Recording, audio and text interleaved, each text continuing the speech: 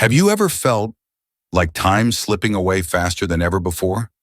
Maybe you're looking back on your life, reflecting on all you've accomplished, and wondering what's next.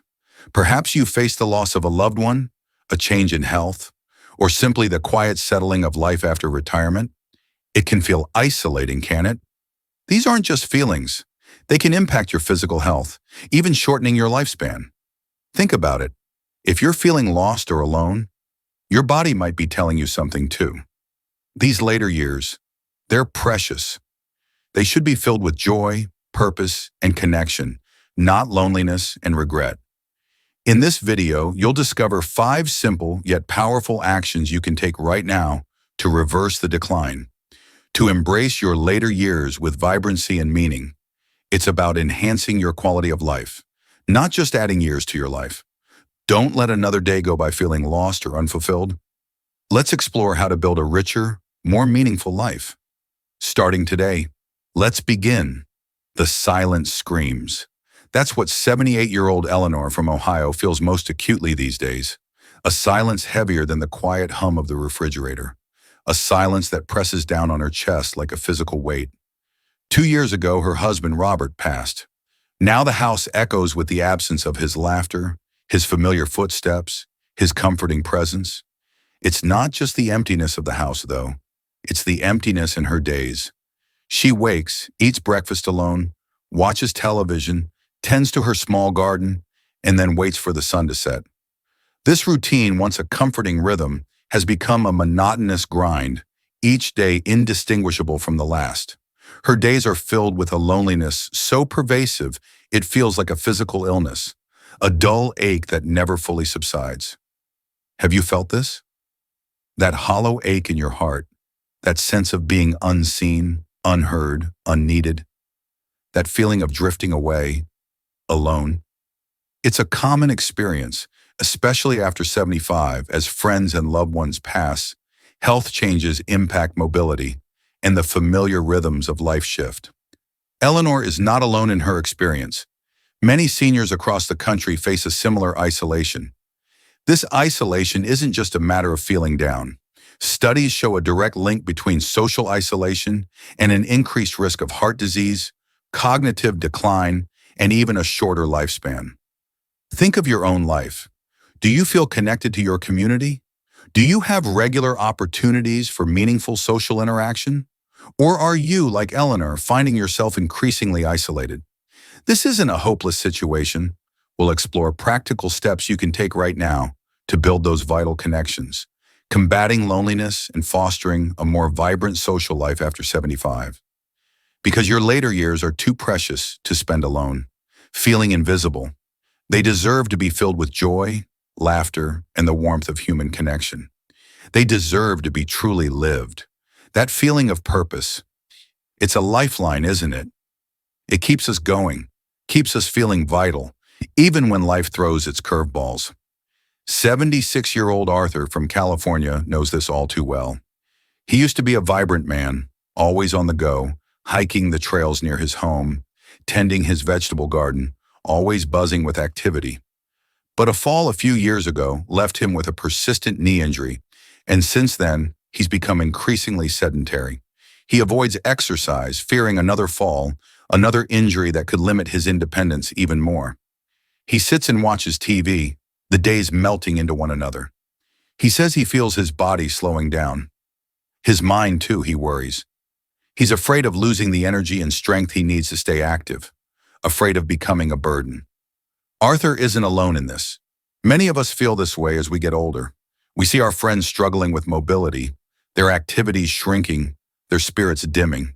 It's easy to let fear win, easy to shut down, to assume that staying active is simply too dangerous or too difficult. But that's exactly the wrong approach. It's a dangerous myth that if we stop moving, we'll somehow avoid injury. In reality, staying active is the best way to protect our health. It's not about marathon, running, or extreme workouts. It's about gentle movement, about keeping our bodies and minds engaged in ways that we can enjoy. Think about it.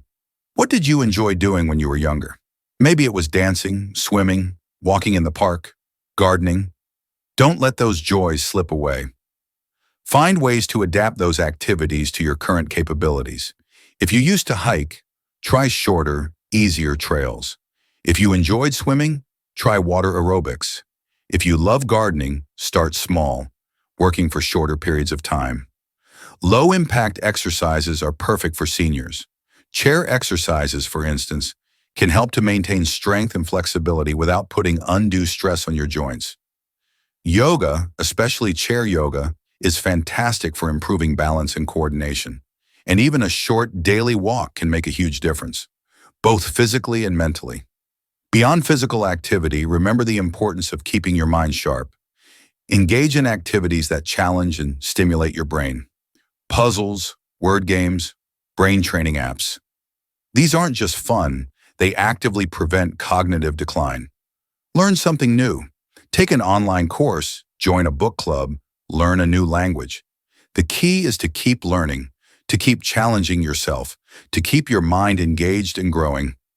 And remember, it's not just about physical and cognitive health, it's about maintaining your independence. Staying active helps us to stay independent, to remain in control of our own lives for as long as possible. This independence is precious, and it's worth fighting for. So find something you enjoy, something that makes you feel good, and move your body, exercise your mind, and you'll see just how much better you feel. This isn't about fighting aging.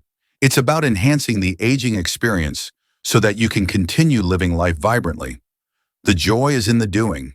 It's the best medicine. It keeps us young, keeps us feeling alive. It's a feeling many of us recognize, that quiet sense that the well of our knowledge might be running dry. 80-year-old Margaret from Florida felt it acutely. She loved to learn, always had. But lately she'd started to believe that her best learning days were behind her. "It's too late," she'd sigh, her voice laced with a weariness that mirrored the droop of her usually vibrant bougainvillea. She felt a disconnect, a shrinking of her mental landscape. It wasn't a physical inability, it was a mindset, a belief that learning was something for the young, a privilege she'd somehow outgrown. But here's the truth, your brain is like a muscle. It needs exercise, stimulation, challenge. Just like you wouldn't expect to maintain peak physical fitness without moving your body, you can't expect your mind to stay sharp without regularly engaging it. And it's never too late to start. Think of it this way. Every new word you learn, every puzzle you solve, every book you read, every conversation you have, it's all strengthening those neural pathways, keeping your mind agile and alert. Margaret, for instance, discovered the joy of online courses. She started with something simple, a course on watercolor painting, and found herself completely absorbed. The sense of accomplishment, the creative outlet, the connection with other learners, it sparked a new flame within her. She wasn't just learning about watercolors, she was learning about herself, rekindling a passion she thought she'd lost. You might be thinking, but where do I even begin? There are more resources than you might imagine. Your local library likely offers classes and workshops. Numerous online platforms offer courses on everything from history to cooking to coding, all at your own pace.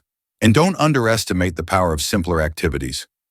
Joining a book club, learning a new language, even just a few phrases, taking up a new hobby like knitting or photography, these are all fantastic ways to keep your mind engaged and your spirit alive. Consider this. It's not just about combating cognitive decline, it's about nourishing your soul. Learning fuels creativity, fosters a sense of purpose, and connects you to a wider world of ideas and people. It can revitalize your spirit, bringing joy and meaning to your daily life, filling those spaces where emptiness might have taken root. Remember, your brain is a beautiful, ever-evolving organ. Embrace its potential. Never stop learning. It's a gift that keeps on giving, a path to a richer, more fulfilling life, even and especially in your later years. Start small, find something that sparks your interest, and embrace the journey. The reward is immeasurable. David's story, though fictional, touches a nerve, doesn't it? That feeling of life's work being done. It's a common fear, but done doesn't mean over. It simply means you've reached a new chapter. Think of it as a transition, not an ending. You've accumulated decades of wisdom, experience, and unique perspectives, a treasure trove of knowledge and insight that deserves to be shared. Leaving a legacy isn't about grand monuments or massive accomplishments. It's about the little things, the everyday moments where you touch someone's life. Think of 75-year-old Amelia from Arizona, who volunteers at her local library, sharing her love of classic literature with children. She doesn't see herself as a hero.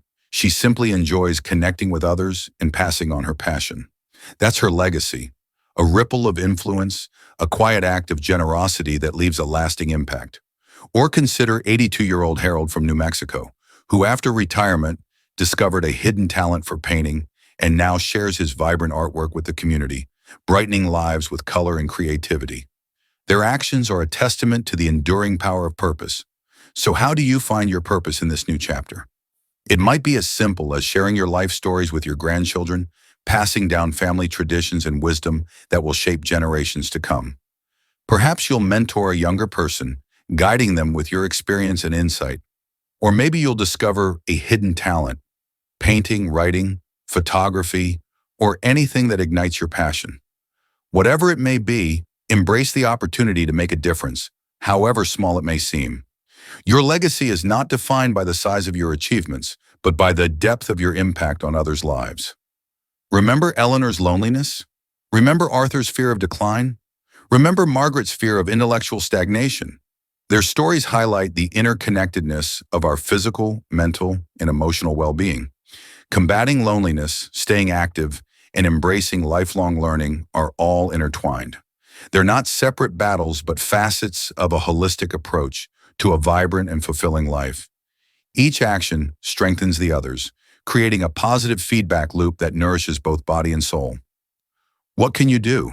Today, reach out to someone, call a friend, write a letter, or simply smile at a stranger. This week, commit to a small act of physical activity. Walk around the block, stretch your muscles, or engage in a gentle exercise. On an ongoing basis, commit to learning something new. Read a book, take an online class, or engage in a hobby that sparks your interest. These actions are not about striving for perfection. They're about progress. It's about celebrating the journey, not just reaching a destination. This journey of aging, it's not always easy. It comes with challenges, physical limitations, emotional losses, and the inevitable changes that come with time.